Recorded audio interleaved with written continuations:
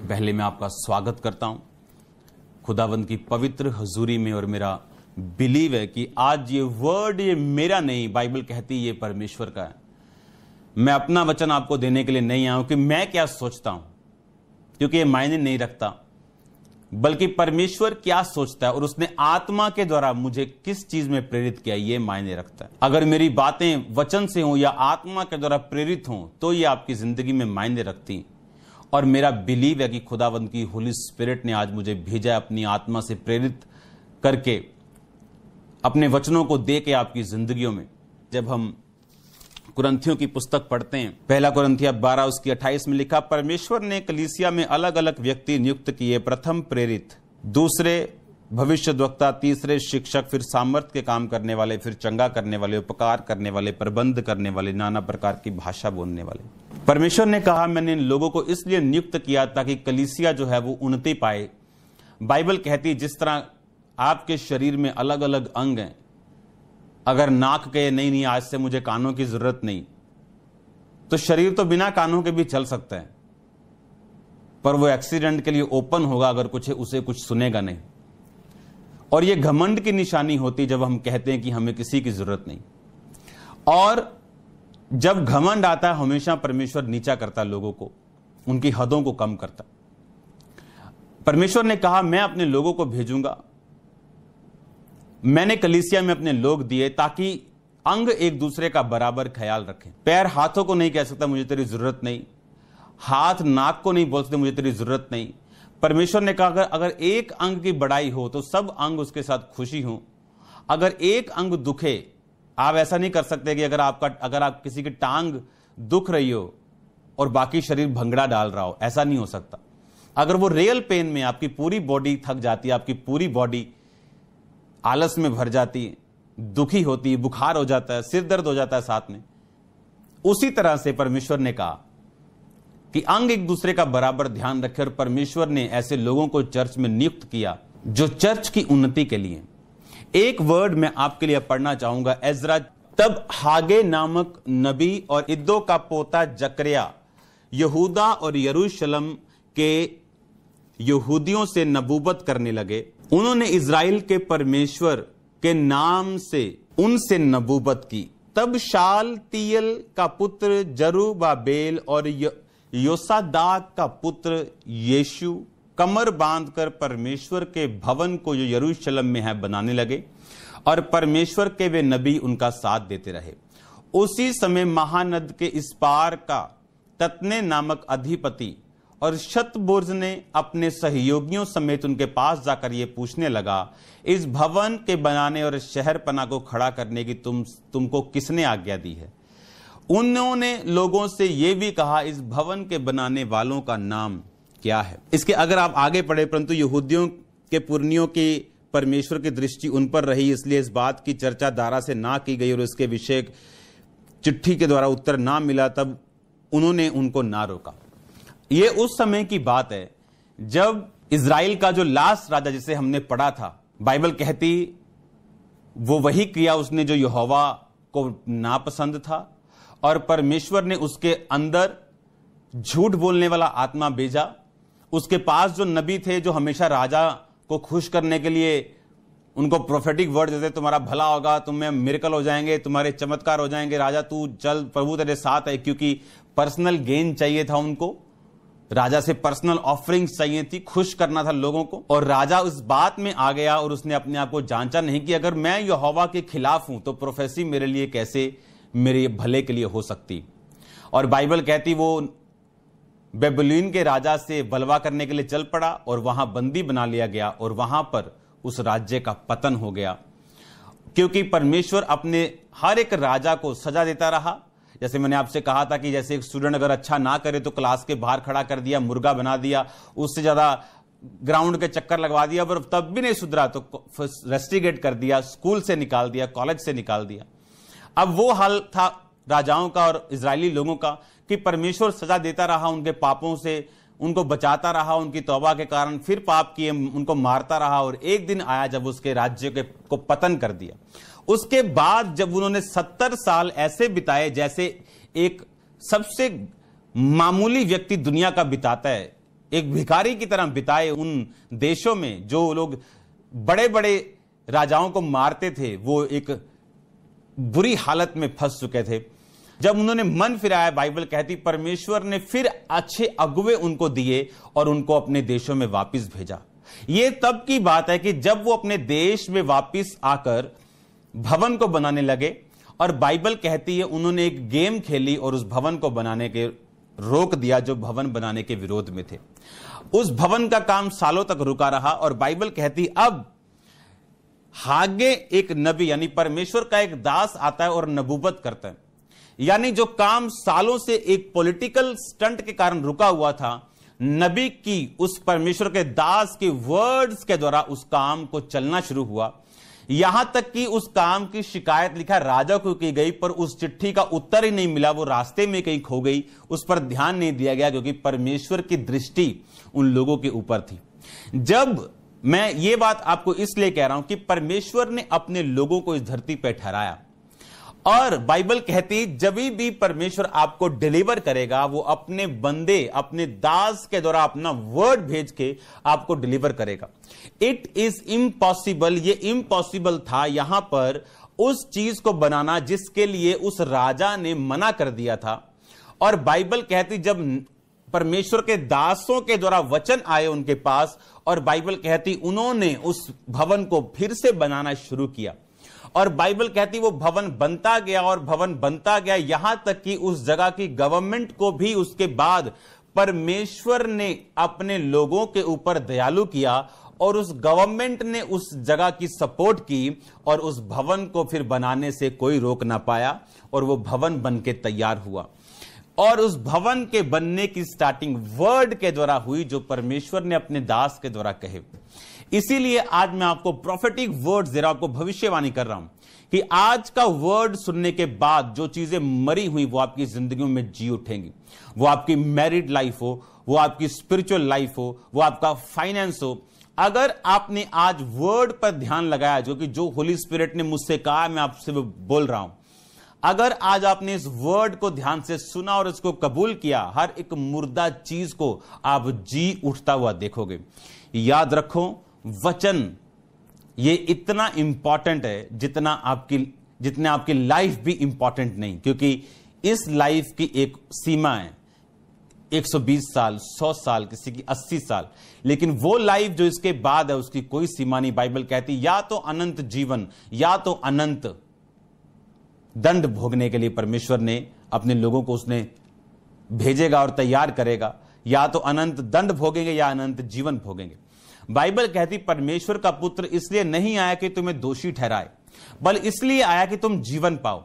पर लिखा अगर कोई विश्वास ना करेगा तो फिर वो दोषी ठहराया जाएगा, क्योंकि लोग एक वचन को लेते हैं कि परमेश्वर का पुत्र हमें कंडेम करने के लिए नहीं आया। ये कंप्लीट वर्ड ना तो आप सुनो ना तो कहीं देखो, बल्कि कंप्लीट वर्ड सुनो कि परमेश्वर का पुत्र आपको बचाने के लिए आया। दोषी ठहराने के लिए तुमने पाप किया तुम मर जाओगे नहीं, उसने कहा तुमने पाप किया पर अगर तुम विश्वास करोगे तुम अनंत जीवन को पाओगे।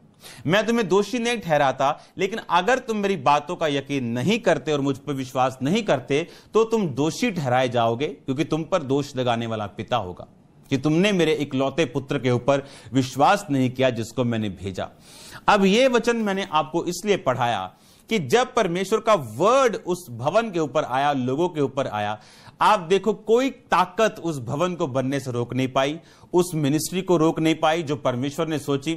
और बाइबल कहती परमेश्वर ने बड़े से बड़े राजाओं को उन पर दयालु किया और परमेश्वर के काम इस तरह से होने शुरू हुए।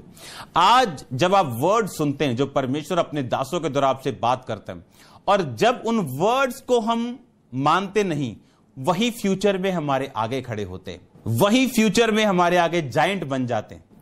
उत्पत्ति में हम सांप देखते हैं, प्रकाशित वाक्य में वो अजगर है। जिस बुराई को आज हम सपोले के रूप में छोड़ते हैं वो कल को अजगर बन के आप ही को खाने वाली। इमेजिन करो, वर्ड इतना पक्का है कि बाइबल कहती इसहाक को उसके बेटे ने धोखा दिया और आगे क्या पाया? धोखा।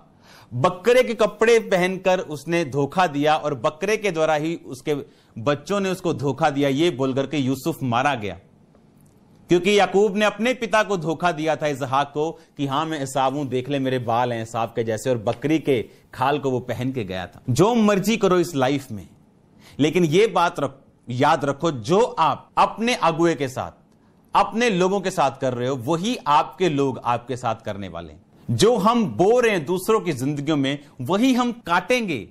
और जब काटने को मिले तो फिर नाराज मत हो, फिर दुखी मत हो, क्योंकि वो आपकी फसल है जो आपको काटने को मिलेगी। और इसीलिए बाइबल कहती परमेश्वर हमें पहले से चिताता है और पहले से बताता है कि हम नाश ना हो। वो पहले से हमें वार्न करता है, क्योंकि परमेश्वर का मकसद हमें नाश करना है, दुखी करना नहीं, बल्कि उस नाश से, उस दुख से, उस डिसअपॉइंटमेंट से बचाना है जो फ्यूचर में शैतान हमारे लिए रख के खड़ा है। और उसको लागू करवाने के लिए शैतान को कुछ ऐसी बातें चाहिए, कुछ ऐसी फूड चाहिए, कुछ ऐसा पाप चाहिए, कुछ ऐसा व्यभिचार चाहिए, जिसके जरिए वो उन चीजों को आपकी लाइफ में लागू करेगा। और आंखें बंद कर लेंगे तो फ्यूचर के लिए तैयार रहो। अगर आज हम इस वर्ड को समझते हैं, मैं ये चाहता हूं कि हम एक वचन पढ़ें। वो वचन हमें लूका की पुस्तक में मिलेगा, उसका 13 बाब। उस समय कुछ लोग आ पहुंचे और उसने उन गलीलियों की, और उससे यानी प्रभु यीशु मसीह से वो लोग गलीलियों की चर्चा करने लगे जिनका लहू पिलातुस ने उन्हीं के बलिदानों के साथ मिलाया था। यह सुनकर यीशु ने उत्तर में कहा, क्या तुम समझते हो कि ये गलीली बाकी गलीलियों से अधिक पापी थे कि उन पर ऐसी विपत्ति पड़ी? मैं तुमसे सच कहता हूं कि नहीं, परंतु यदि तुम भी मन ना फिराओगे तो इसी रीति से नाश होगे। क्या तुम समझते हो वो 18 जन जिन पर शीलों का गुम्मट गिरा और वो दब के मर गए, यरूशलेम के और सब रहने वालों से अधिक अपराधी थे? मैं तुमसे कहता हूं कि नहीं, परंतु यदि तुम मन ना फिराओगे तो तुम भी इसी रीति से नाश होंगे। यीशु मसीह ने कहा, क्या वो ज्यादा पापी थे यरूशलेम के रहने वालों से? यीशु मसीह ने कहा, नहीं, अगर तुम भी मन ना फिराओगे तो इसी रीति से नाश होगे। ये किससे बात कर रहा है? परमेश्वर। परमेश्वर इस समय अन्य जातियों से बात नहीं कर रहा, वो परमेश्वर अपने क्रिश्चियन लोगों से बात कर रहा है, अपने ईसाई, यहूदी, कुछ भी कह लो, यहोवा के लोगों से, अपने लोगों से वो बात कर रहा है। कहता अगर वो 18 जन मर गए तो क्यों मर गए? क्योंकि वो ज्यादा पापी थे? परमेश्वर कहता नहीं, अगर तुम भी मन ना फिराओगे तो उसी रीति से नाश होगे। एक अन्य जाति क्या कर रहे हैं, इससे कोई मतलब नहीं। हो सकता है कि उसका पाप नजरअंदाज कर दिया जाए अभी के लिए और उसको थोड़ी सजा मिले, पर उसी पाप के लिए एक मसीही को बहुत बड़ी सजा मिले। और मसीही यह मत सोचे कि मैं भी तो वही पाप कर रहा हूं जो एक अन्य जाति मेरा दोस्त कर रहा है, वो भी तो शराब पी रहा है लेकिन उसको कोई प्रॉब्लम नहीं। परमेश्वर ने कहा तुम अगर ऐसा सोचोगे तुम भी इसी रीति से नाश होगे अगर तुमने मन ना फिराया। और इसमें जब हम देखते हैं कि 2 बार परमेश्वर ने कहा तुम भी मन ना फिराओगे, तुम भी मन ना फिराओगे, 3 और 5 आयत में, इसमें जो मन फिराने के लिए शब्द प्रयोग किया गया वो है ग्रीक भाषा का 3340 शब्द मेट आनियो, जिसका मतलब है to think differently, reconsider, morally, to feel compunction, repent. कहता है थिंक डिफरेंटली। डिफरेंटली मतलब उस बंदे के से डिफरेंट थिंक करो जो तुम्हारे साथ सेम पाप में है लेकिन वो परमेश्वर को नहीं जानता। एक बंदा जो 15 साल से मसीह में है और एक आदमी जो 3 साल से मसीह में है, ऐसा हो सकता है कि सेम पाप की सजा इसको 1 पॉइंट मिले और इसको 10 पॉइंट मिले। इस वचन का मतलब परमेश्वर का आपको डराना नहीं बल्कि उस नाश से बचाना है, आपके फाइनेंस को, आपकी फैमिली को। आप जानते हैं पाप के कारण परमेश्वर रिड्यूस करता है लोगों को, वो कम करता है लोगों को, उनके दायरों को कम करता है पाप के कारण। और जरूरी वो व्यभिचार हो, वो कोई भी हो सकता है, वो घमंड हो सकता है, वो फूट हो सकती है, वो विधर्म हो सकता है। और बाइबल कहती, परमेश्वर ने 2 बार शब्द प्रयोग किया मन फिराओ, टू थिंक डिफरेंटली। आप ये मत सोचो वो क्या कर रहा है तो उसको क्या मिल रहा है, आप ये सोचो आप कौन सी पोजीशन के ऊपर हो। 1 साल के बच्चे को उसकी मां साफ करती, उसको डायपर लगाती, पर अगर 18 साल का बच्चा बीच में सुसु करे तो उसकी मां उसे डायपर नहीं लगाएगी, उसको डंडे लगाएगी। 1 साल का बच्चा अगर डायपर लगा के फिरे तो उसका अच्छा लगता है। अगर 18 साल का बच्चा डायपर लगा के फिरे तो बोलो क्या लगेगा आपको। 1 साल का बच्चा अगर तोतली बातें करे तो माता पिता को अच्छा लगता है। अगर 18 साल का तोतली बातें करे तो माता पिता दुखी होते हैं। और बाइबल कहती मूर्ख पुत्र के कारण उसकी जननी को शोक होता है, उसका पिता उदास रहता है और जननी शोक करती मूर्ख पुत्र के कारण। टू थिंक डिफरेंटली, हमें यह नहीं देखना कि कौन क्या कर रहा है, हमें यह देखना कि हम किस पोजीशन के ऊपर हैं और परमेश्वर मेरी जिंदगी से पर्सनली क्या चाहते हैं। Reconsider morally to feel compunction. आप जानते ये जो मन फिराव का ये वाला शब्द प्रयोग किया गया, ये पाप के बाद किया जाता है, जब एक व्यक्ति पाप कर लेता है। इसीलिए उसने कहा मोरली टू फील कंपंक्शन, यानी वो मलाल फील करे। कंपंक्शन मतलब मलाल फील करे, मोरली नैतिक तौर पे वो मलाल फील करे, उसके बाद रिपेंट करे, तौबा करे। परमेश्वर ने कहा अगर तुम भी मलाल नहीं करोगे, रिकंसीडर अपनी लाइफ को नहीं करोगे, मलाल फील नहीं करोगे, थिंक डिफरेंटली यानी अलग नहीं सोचोगे, तो तुम भी उसी रीति के साथ नाश होगे। एक मैच्योर मसीही की सजा एक नए मसीही की सजा से अलग होती। आप जानते पौलुस ने क्यों कहा अपनी कलीसिया को कि तुम प्रभु भोज के अपराधी हो? क्यों?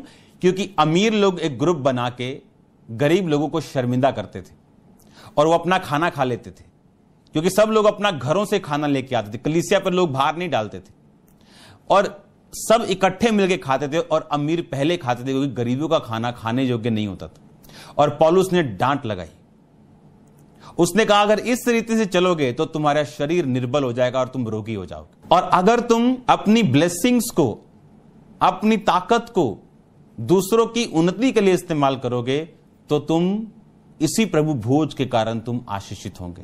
आज हमें वचन को सुनना है और वचन से परफेक्शन हासिल करनी, परफेक्शन हासिल करनी अपनी लाइफ में, अपनी मिनिस्ट्री में, अपनी कॉलिंग में, अपनी बुलाहट में। अगर परफेक्शन हासिल नहीं करेंगे उसका प्रतिबिंब आप ही की लाइफ में नजर आएगा। आप क्या समझते हैं, लोगों का हार्ट या लोग क्या नहीं चाहते खुदावंद का काम करना?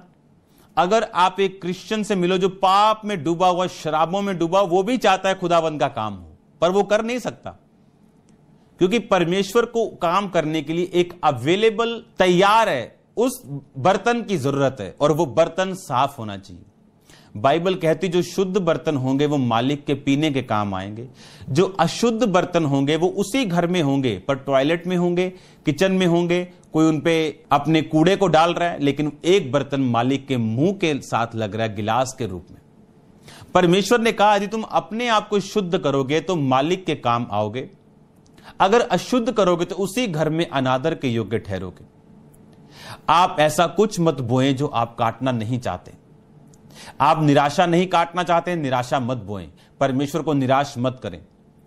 बाइबल कहती, परमेश्वर ने कहा जी तुम भी मन ना फिराओगे तो इसी रीति से नाश होगे। अब इस वचन को मैं आपको प्रूफ करता हूं कि यह वचन हर एक मसीही के लिए नहीं, बल्कि परमेश्वर इस समय एक ऐसे लोगों से बात कर रहा है जो वचन को पहले से जानते हैं। इसके आगे हम पढ़ेंगे, 6 आयत को पढ़ेंगे, पहले अपनी स्क्रीन पे देखेंगे। फिर उसने ये एग्जाम्पल भी दी, यानी एक दृष्टांत भी कहा, किसी की अंगूर की बारी में एक अंजीर का पेड़ लगा हुआ था। वह उसमें फल ढूंढने आया और परंतु ना पाया। तब उसने बारी के रखवाले से कहा, देख मैं 3 वर्ष से इस अंजीर के पेड़ में फल ढूंढने आता हूं। इसको अगर इंग्लिश में हम पढ़ेंगे तो इसमें काफी सारी चीजें बड़ी आपको समझ आती, परंतु नहीं पाता, इसे काट डालिए, भूमि को क्यों रोके रहे। उसने उत्तर दिया, हे स्वामी इसको 1 वर्ष और रहने दे, मैं इसके चारों ओर खोद के खाद डालूं, आगे तो फला तो भला, नहीं तो काट डालना। अब परमेश्वर ने क्यों ये एग्जाम्पल दी मालूम? उसने उस पेड़ की एग्जाम्पल दी जिसको फल देना चाहिए था। परमेश्वर ने 3 महीने के बूटे की एग्जाम्पल नहीं दी है, उसने एक मैच्योर पेड़ की एग्जाम्पल दी। क्यों? क्योंकि वो मैच्योर लोगों से इस वचन में बात कर रहे हैं, जो लोग वचन को जानते हैं, जिनको 2 साल हो चुके हैं, 3 साल हो चुके हैं, 4 साल हो चुके हैं, वो मैच्योर है। अब उसने कहा मैं 3 वर्ष से, बाइबल कहती हेरोदेस ने जो बच्चे मरवाए थे, हां 1 साल 2 साल 3 छोटे छोटे, उसके बाद के नहीं, ये मसीह का बच्चा पीरियड है। अगर 1-2 साल टिक गए, 2.5 साल 3 साल टिक गए, दैट्स इट। आप तकरीबन आप टिके रहेंगे। और ये मैच्योर लोगों से बात कर रहा है, उसने कहा 3 वर्ष से मैं फल ढूंढने के लिए आ रहा हूं। इसका मतलब वो पेड़ मैच्योर पेड़ से बात कर रहा है, मैच्योर क्रिश्चियन से बात कर रहा है। कहता क्यों ये रोके रहे, अब इसको काटना पड़ेगा, अगर ये फल नहीं देता तो इसको काट और दूसरा पेड़ इसकी जगह पर लगा। और माली ने कहा इसको थोड़ी देर रहने दे, ये माली सेवक है, इसने कहा थोड़ी देर इसको देखने दूं, अगर नहीं फला तो मैं इसे काट दूंगा, इसकी जगह से हटा दूंगा और दूसरा इसकी जगह पे लगाऊंगा जो इसका फल समय पर दिया करेगा। इसका मतलब परमेश्वर ये एक्सपेक्ट करता है कि जब एक मैच्योर क्रिश्चियन हो वो उसके बाद उसके वर्ड को थामे रहे। क्यों? क्योंकि परमेश्वर ने आपके लिए कुछ सोचा है, आपके फाइनेंस के लिए, आपकी लाइफ के लिए, आपकी जिंदगी, आपके मैरिटल लाइफ, आपके मैरिड लाइफ, आपकी फाइनेंशियल लाइफ, आपकी जॉब, आपका कैरियर, आपकी एवरीथिंग वो आपके लिए सोच के बैठे। पर उस बरकत को देने के लिए उसको चैनल की जरूरत है, उस पानी को, उस आशीष को, उस तेल को डालने के लिए उसे साफ बर्तन की जरूरत है जो साफ हो, अवेलेबल हो, ताकि उस बर्तन में वो उस तेल को उंडेल सके, उस आशीष को उंडेल सके। बाइबल कहती परमेश्वर की यह सोच थी कि मैं अपने लोगों को ऊंचा करूंगा और अपने नाम को इनके जरिए मैं अन्य जातियों के ऊपर प्रदर्शित करूंगा। और बाइबल कहती इसीलिए परमेश्वर इजरायलियों के संग रहा, और जब इजरायली प्रभु के साथ फेथफुल रहे तो बड़े बड़े राजाओं को उन्होंने मारा। लेकिन जब वो फेथफुल नहीं रहे और उसके बाद परमेश्वर उनको सजा देता रहा, फिर वापस करता रहा, फिर बचाता रहा, सजा देता रहा, लेकिन एंड में परमेश्वर ने उनको त्याग दिया, अपना भवन जलवा दिया, अपने शहरपना जलवा दी। और 70 साल के बाद फिर से परमेश्वर ने उनको तब बचाया जब वो पूरी तरह से समझ चुके थे। मैं आपको बताता हूं, वो इतने समझ चुके थे, ये सजा इतनी लंबी थी, अगर हम थोड़े थोड़े साइंस से नहीं समझते तो हम मूर्ख हैं। पंजाबी में कहते हैं ना कि सियानी जनानी दाल चों दाना टोंदी, पूरी दाल नहीं टोंदी, वो गधे आंग। जो सियाना आदमी वो बस एक आध दाना देखता है दाल और बताता है ये कैसी। 70 साल पर परमेश्वर ने जब पूरा त्याग दिया और जिन्होंने कहने कि बस कराते हूं उन्होंने दी, अब वो इतने क्योंकि जब आप ये नहीं समझते कि शैतान किस जगह से काम कर रहा है और ये परमेश्वर ने मुझे क्यों कम किया, क्यों मुझे ये पनिश किया, क्यों ये चीज हुई, जब उसका हम नहीं समझते कारण और आंखें बंद किए रहते और चमड़ी मोटी किए रहते, तो परमेश्वर अगली सजा के लिए फिर तैयार करता। अब 70 साल उनकी हालत इतनी बुरी थी, आप इमेजिन करो कि इसी एजरा के 9th 10th बाप में आप जानते हैं वो लोग इतने पक्के हो चुके थे परमेश्वर में कि एजरा ने कहा अन्य जातियां स्त्रियां जो तुमने ब्याही हैं उन्हें त्याग दो। और बाइबल कहती है उन्होंने छोड़ दिया उसको। कहां इजरायली छोटी सी मूर्ति पूजा नहीं छोड़ रहे थे, कहां इजरायली छोटा सा व्यभिचार नहीं छोड़ रहे थे। वो 70 साल की मार ने उनको ऐसा फ्लैट कर दिया, अब वो सब कुछ करने के लिए तैयार थे। अब ये हम पे निर्भर करता है कि हम सजा खा के, धक्के खा के, मार खा के, सीख के, समझ के, ठोकरे खा के, सिर पे रोड़े डलवा के, सिर दरवाजों से मरवा के हमने खुदा के पास वापस आना या सीधा ही चले जाएं। क्या ये काफी नहीं जो हम बाइबल में पढ़ रहे हैं? क्यों हम डंडे खाना चाहते हैं खुदावंद से? आप इमेजिन करो 70 साल के बाद वो इतना ज्यादा खुदावंद को पहचान चुके थे, इतना ज्यादा वो परमेश्वर के साथ जुड़ चुके थे कि अब एजरा ने, बाइबल कहती 9 बाप और 10 बाप में, 10 बाप 18 आयत, याजकों की संतान में से ये जन पाए गए जिन्होंने अन्य जाति स्त्रियों से विवाह कर लिया था। यीशु के पुत्र योसादाक के पुत्र, उनके भाई मसेया, एलियाजर, यारीब, गदलिया, इन्होंने हाथ मारकर वचन दिया कि हम अपनी स्त्रियों को निकाल देंगे। अब नए नियम में डिफरेंट है। बाइबल कहती है अगर पति विश्वासी नहीं तो अपने कैरेक्टर से उसको विश्वासी कर। पर मैं आपको एक तौबा की बात समझा रहा हूं जिसे आपको समझना जरूरी है। अब वो इतने पहचान चुके थे खुदाबंद को और इतना समझ चुके थे अपनी पनिशमेंट से और अपनी चीजों से कि अब उन्हें मालूम था कि बोल एजरा करना क्या है। हम मरने के लिए भी तैयार हैं लेकिन हम सदा खाने के लिए अब तैयार नहीं। और बाइबल कहती एजरा जो था वो एक निपुण परमेश्वर के वचनों को जानने वाला था। एजरा जो था, मैं आपको बताना चाहता हूं, ये हारून का वंश था, यानी मूसा का वंश था। मूसा मतलब मूसा का भाई हारून का ये वंश था। एजरा जो याजक था और व्यवस्था को पूरे रीति के साथ वो जानता था और खुदावंद की दया उस पर थी क्योंकि व्यवस्था जानता था तो मानता भी होगा, और जब वो व्यवस्था मानता था तो ऑटोमेटिकली उसको ऊंचे स्थान राजाओं के पास दिए गए थे, और जहां कहीं वो जाता था परमेश्वर उसके साथ रहता था, उसका स्थान उसका ऊंचा होता था, फेवर उसकी लाइफ पे रहता था।